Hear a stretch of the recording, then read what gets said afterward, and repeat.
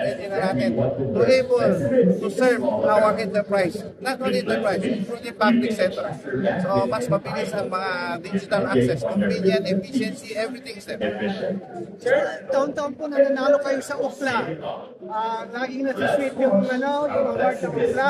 Paano niyo po ginagawa yun? At the end of the day, the design of the infrastructure is so important.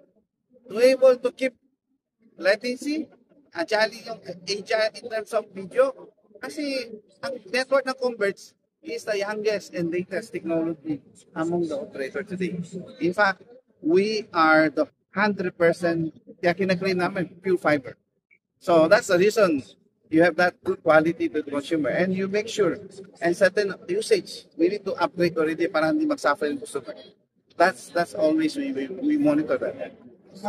Sir, I know Converge has already tried its hands on mobile technology.